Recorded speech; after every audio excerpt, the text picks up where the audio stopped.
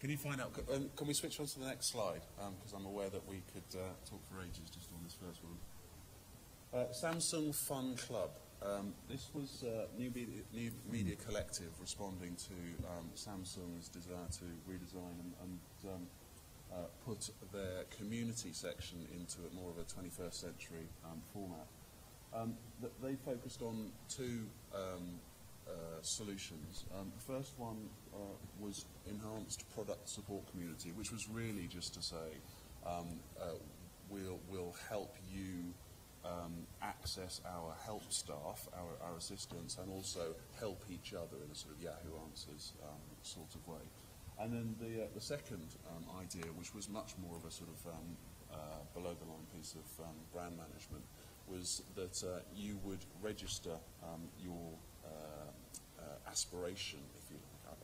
I've always wanted to climb K2, for instance. I haven't done it. So if I always wanted to climb K2, that's something that I want to do, and it will help you through that aspiration. And so it was very much to sort of communicate the fact that Samsung is a part of not only your world, but a part of your aspirations too.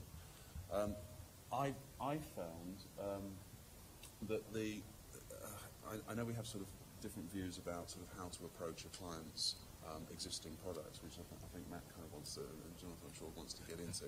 But I found the one thing that I really missed on this is a 24-page document. It was nicely laid out. It very much felt that it was being done by a technology company rather than a content company. I'm a sort of content entertainment man. Before I got into TV, I used to work for the Daily Mail, which gives you an idea of how populist I am. I have a very short concentration span, and I like something that just works for a large audience very quickly. And this took me a couple of readings of a 24-page document to really kind of get what they were about.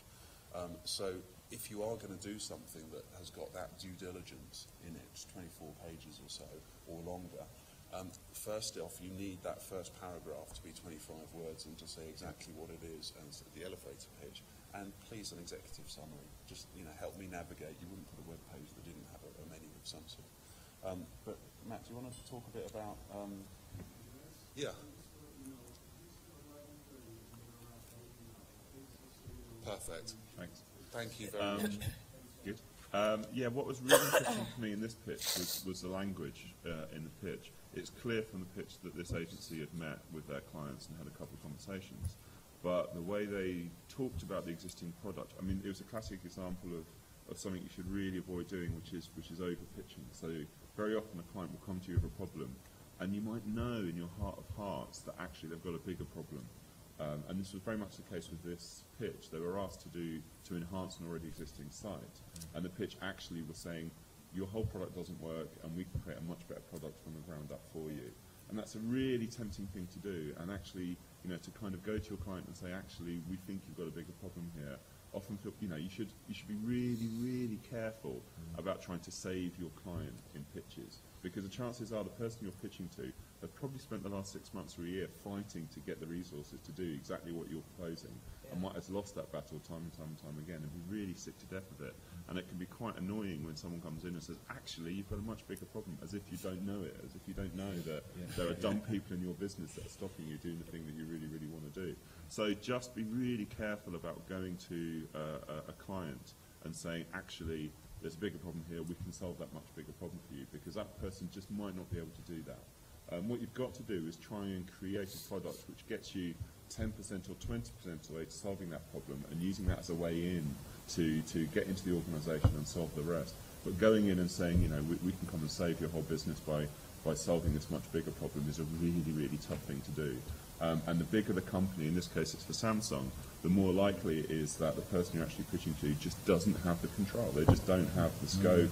They're not allowed to, they're not going to be able to sign off those kind of big projects. They won't have the autonomy to give you the space to do that. So I think for me, this was a really good example of over-pitching. A really nice idea, really well presented. But I can imagine if I was on the client side getting that and just thinking, oh, God, of course I know that these problems exist, and of course I'd love to do this project, but I asked you to do something very specific because, to be honest, I lost all those battles, and that's all I'm allowed to do.